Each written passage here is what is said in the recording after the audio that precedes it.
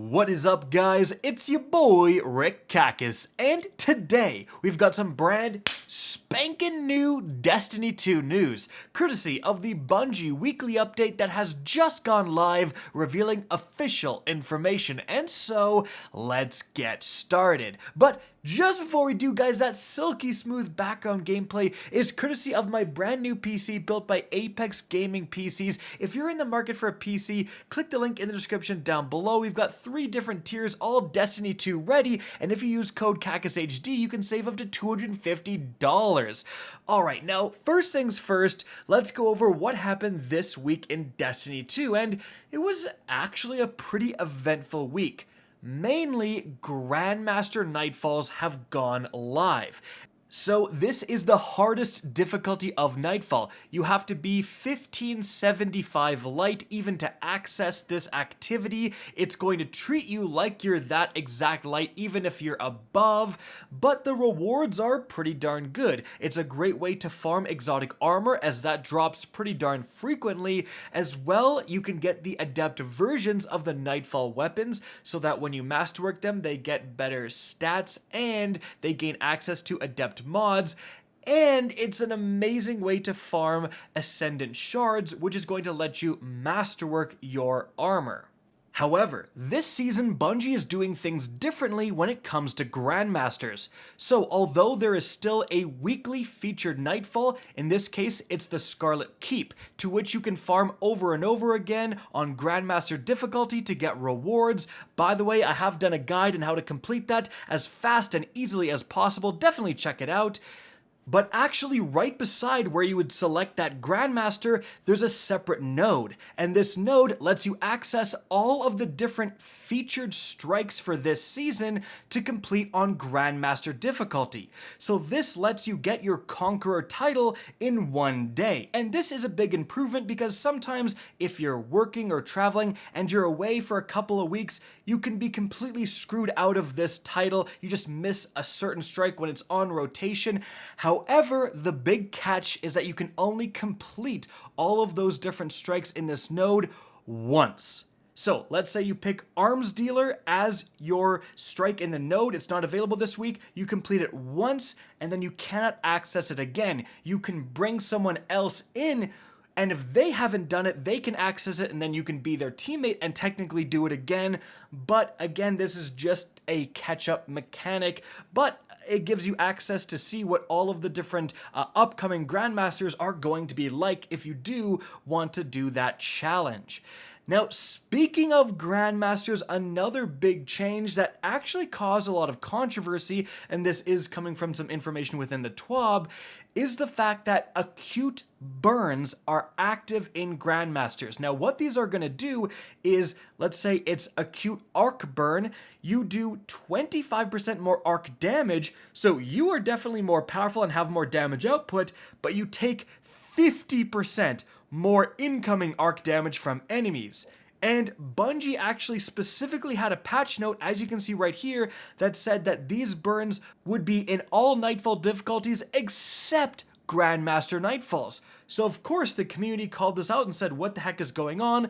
Apparently it was an incorrect patch note, and acute burns are meant to be in Grandmaster difficulties.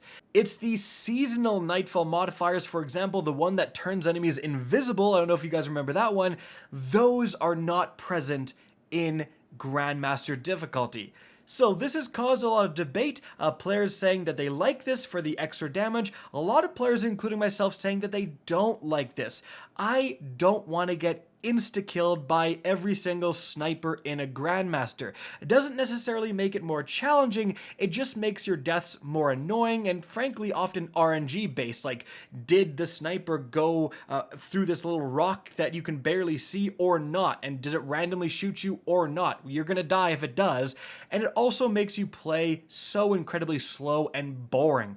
However, some people have already found ways to adapt to this by stacking a bunch of resist mods, and a lot of people with big egos would just say, hey, get good. So that's where we're at. We'll have to see how acute burns really play out and if it kind of diminishes the amount of variety of builds you can utilize in Grandmasters, or potentially adds to them, because that 25% increase in damage is no joke with a lot of things. However, moving on from Grandmasters, there's also something special happening in Gambit. It's invasion swap. So when you get to a certain amount of moats banked, the other team actually gets to invade you rather than you getting to invade the other team. Now, there's also going to be double Gambit rep active for this entire week. So if you're looking for Gambit rewards, definitely now is the time to check it out. But guys, moving on from there, let's get to some new information within the TWAB. Firstly, Iron Banner is returning next week. So next reset, IB is active, and importantly, Bungie actually says we're planning a larger TWAB to cover the upcoming changes to Iron Banner, but our piece of advice to you this week is to spend your Iron Banner tokens, complete your Iron Banner quest, and redeem your Iron Banner bounties. We have some updates to Saladin and how he'll be dishing out rewards, which naturally leads to the retirement of Iron Banner tokens and bounties.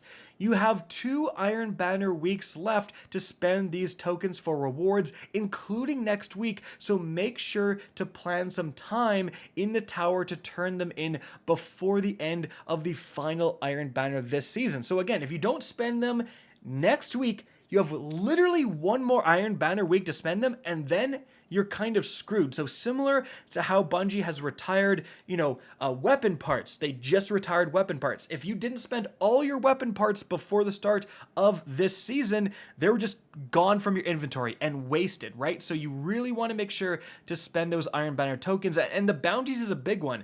The Iron Banner bounties used to be one of the best bounties to save in terms of prep for next season, because it would actually give you new Iron Banner loot early, but Bungie is specifically saying here not to do that and make sure to complete them.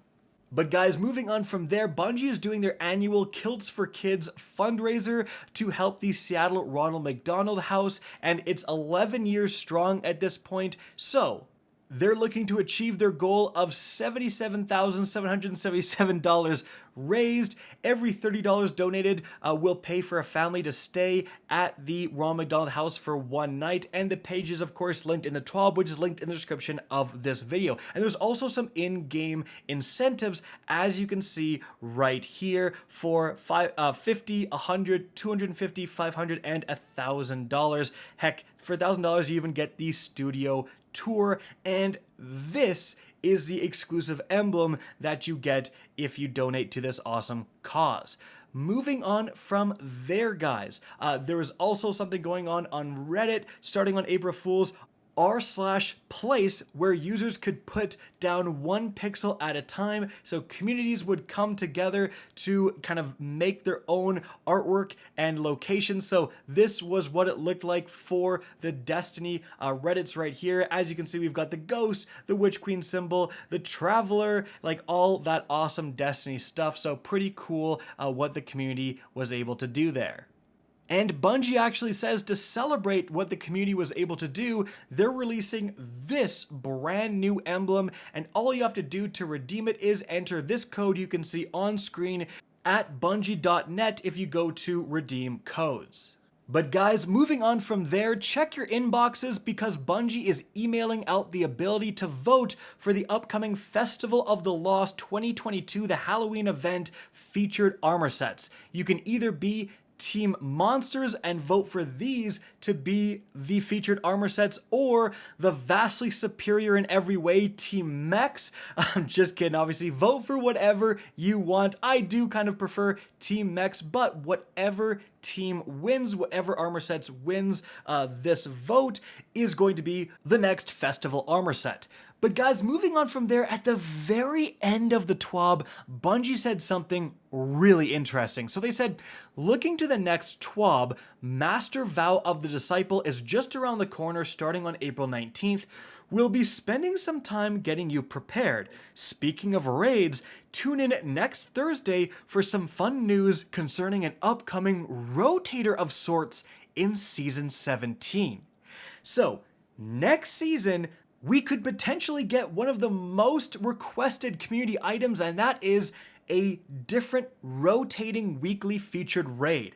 Like, we have all these raids in the game. We have Vow, we have Vault of Glass, we have Deep Stone Crypt, Garden of Salvation. So in this first season, when a new raid comes out, obviously everyone just wants to play that one raid to get all the new loot, but next season and the season after and the season after, it gets pretty boring when there's only one raid that's offering pinnacle rewards. So you have to do that to get your pinnacles, but again, you've gotten all the loot you want from it, all of that stuff. So being able to rotate the different raids, and each week there's a different featured raid, is definitely going to introduce some variety, and also it's really going to help a lot of new players who maybe, weren't around for Garden of Salvation but still want to get the Divinity. Well, now that it's a featured raid potentially for that week and everyone's playing it, you have a much higher chance of finding a team to get some of the loot you want from those older raids. So that is very, very exciting, and next week definitely make sure you hit that notification bell because I will absolutely be covering that new information. And so guys, that is it for the video. I hope you enjoyed and found this informative. If you did, please remember to help me out by simply rating and especially sharing this video. If you guys want to see more Destiny 2 content, be sure to hit that subscribe button. If you want to keep up to date with the latest channel activity, follow me on Twitter at RickCacus. And guys, again, I hope you enjoyed the video, and as always, have a good day.